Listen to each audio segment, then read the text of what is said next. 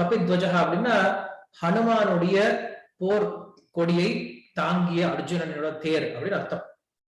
So அர்ஜுனுடைய தேர் கொடியில பார்த்தோம் அப்படின்னா ஹனுமானுடைய உருவப்படம் பொறிக்கப்பட்டிருக்கும். உண்மையில ஹனுமான் அங்க எப்படி வந்தார் அப்படின்னு சொல்லி கேட்டோம் அப்படின்னா, ஏன்னா மகாபாரத்துக்கும் ஹனுமானுக்கும் சம்பந்தமே இல்லை. ஒரு ரெண்டு இடத்துல மட்டும் நம்ம என்ன பண்றோம், ஹனுமானை பாக்குறோம் மகாபாரத்துல. சோ இங்க அர்ஜுனுடைய போர்க்கொடியில ஏன் ஹனுமான் வந்து தங்கிட்டு இருக்கார் அப்படின்னு கேட்கும் போது ஒரு நல்ல சரித்திரமானது நமக்கு சொல்லப்படுது புராணங்கள்ல இருந்து. என்ன ஆகுது, ஒரு முறை அர்ஜுனன் வந்து ராமேஸ்வரம் வர்றார். சோ ராமேஸ்வரம் வரும் பொழுது தீர்த்த யாத்திரை வரும் பொழுது என்ன பண்றார், அவர் வந்து சேது பந்தனத்தை பாக்குறார், ராமர் கட்டிய அந்த பாலத்தை பாக்குறார்.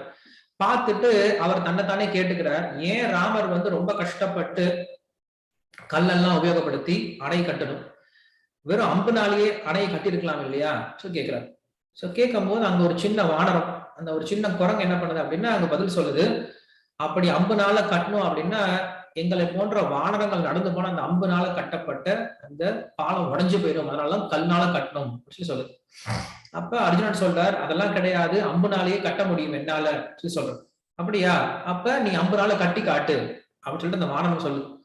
அப்ப அர்ஜுனன் சொல்றான், சரி நான் அம்புனால கட்டுவேன், கட்டிட்டு நான் ஜெயிச்சுட்டேன் அப்படின்னு, இந்த போட்டியில் நான் ஜெயிச்சுட்டேன் அப்படின்னா நீ எனக்கு சேவகான மாறி போயிடும், அதே இந்த போட்டியில் நான் தோத்து போயிட்டேன் அப்படின்னா நான் உயிரை விட்டுருவேன் அப்படின்னு சொல்லிட்டு ரெண்டு பேரும் சம்மதம் எடுத்துக்கிட்டு அதுக்கப்புறம் போட்டி ஆரம்பிக்கிறாங்க.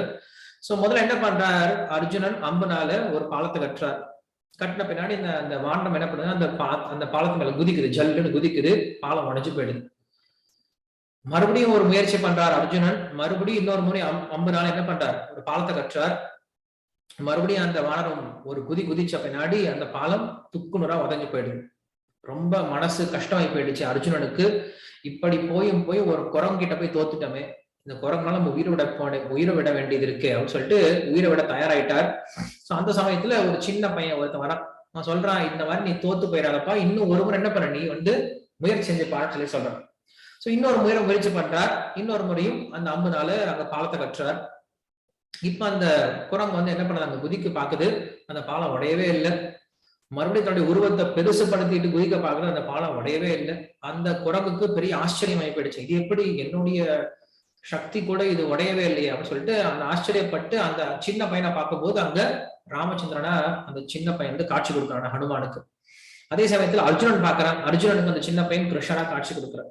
இப்படி ரெண்டு பேரும் அவங்களுடைய சுவாமியை பார்த்த பின்னாடி நமஸ்காரம் பண்றாங்க. அப்ப பகவான் சொல்றார், இப்படி பக்தர்கள் என்ன பண்ணக்கூடாது, சண்டை போட்டுக்கூடாது, போட்டி போட்டுக்கூடாது சொல்லிட்டு நீ சபதம் போட்டதுதான், அதனால ஹனுமான் தோத்து போயிட்டா, அதனால என்ன பண்ணும், ஹனுமான் அர்ஜுனனுக்கு சேவை பண்ணும், அதனால என்ன பண்ணு, அர்ஜுனுடைய தேர் கொடியில நீ வந்து இருந்து அவருக்கு சேவை பண்ணு அப்படின்னு சொல்லிட்டார்.